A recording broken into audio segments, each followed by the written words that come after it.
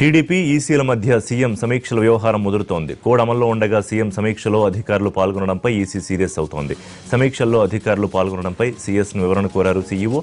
దీంతో సమీక్షలో పాల్గొన్న అధికారులకు సీఎస్ ఆఫీసు నుంచి నోటీసులు వెళ్లాయి. సిఆర్డీఏ జలవనరుల శాఖ అధికారులను వివరణ కోరారు సీఎస్.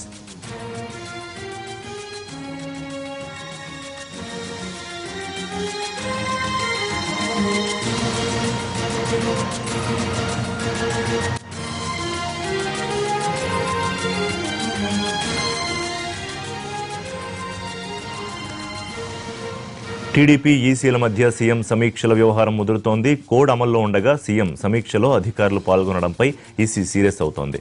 సమీక్షల్లో అధికారులు పాల్గొనడంపై సీఎస్ను వివరణ కోరారు సీఈఓ. దీంతో సమీక్షలో పాల్గొన్న అధికారులకు సీఎస్ ఆఫీసు నుంచి నోటీసులు వెళ్లాయి. సిఆర్డీఏ జలవనరుల శాఖ అధికారులను వివరణ కోరారు సీఎస్.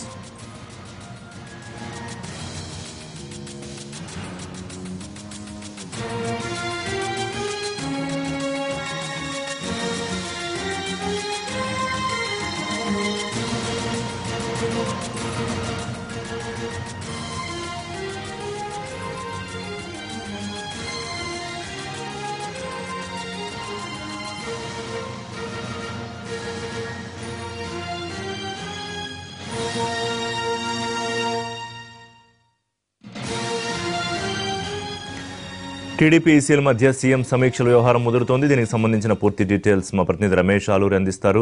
రమేష్, సీఎస్ సమీక్షల్లో పాల్గొన్న అధికారులకు నోటీసులు పంపించడంపై పూర్తి డీటెయిల్స్ ఏంటి?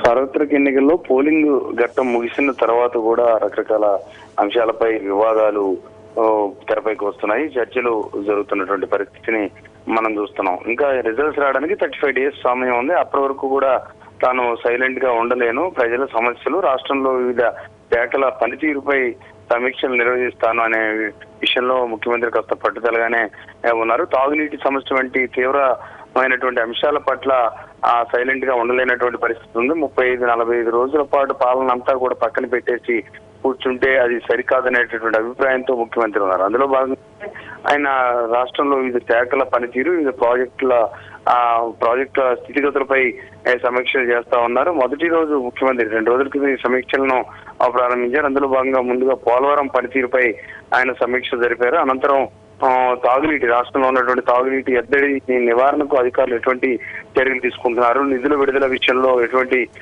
సమస్యలు తలెత్తున్న అంశంపై ముఖ్యమంత్రి రివ్యూలు చేశారు. అనంతరం నిన్న సచివాలయానికి వచ్చినటువంటి సీఎం అదే రివ్యూలను కొనసాగించారు. సిఆర్డీ అమరావతి రాజధాని నిర్మాణంలో ప్రస్తుతం ఉన్నటువంటి పనుల పురోగతిపై కూడా ఆయన సమీక్ష చేశారు. అయితే సీఎం రివ్యూలు చేయడాన్ని ప్రధాన ప్రతిపక్షంతో పాటు కొన్ని రాజకీయ పార్టీలు తీవ్రంగా తప్పుపడతామని, ఎన్నికల ఫలితాలు వచ్చే వరకు కూడా ఆ కోడ్ అమల్లో ఉంటుంది. కోడ్ అమల్లో ఉన్న సమయంలో ముఖ్యమంత్రి కానీ మంత్రులు కానీ వీడియో కాన్ఫరెన్స్ లో నేరుగా సమీక్షలు చేయడానికి నిబంధనలు వర్తించనే అంశంపై రాజకీయ పక్షాల నుంచి విమర్శలు వస్తున్నాయి. ఇదే అంశంపై సీఈఓకి ఫిర్యాదులు కూడా అందడంతో సీఈఓ ప్రధాన కార్యదర్శి ఎల్వి సుబ్రహ్మణ్యంకి వివరణ ఇవ్వాల్సిందిగా ఒక నివేదికను కోరినట్టుగా మనకు తెలుస్తాము. అందులో భాగంగానే ఎల్వి వివిధ శాఖల అధికారులకు ఎవరైతే రివ్యూల్లో పాల్గొన్నారు, ముఖ్యమంత్రితో పాటు రివ్యూల్లో కూర్చున్నటువంటి అధికారులను దీనిపై వివరణ ఇవ్వాలని ప్రధాన కార్యదర్శి నుంచి ఆ శాఖల అధికారులకు ఇప్పటికే లేఖలు వెళ్ళినట్టుగా మనకు తెలుస్తుంది. ఓవరాల్ గా చూసుకుంటే మాత్రం రివ్యూల విషయంలో ప్రతి అంశంలో కూడా చాలా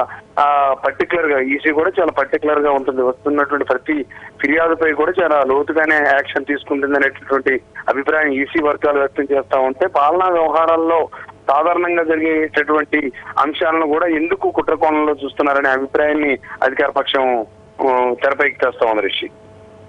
రైట్ రమేష్, థ్యాంక్ యూ.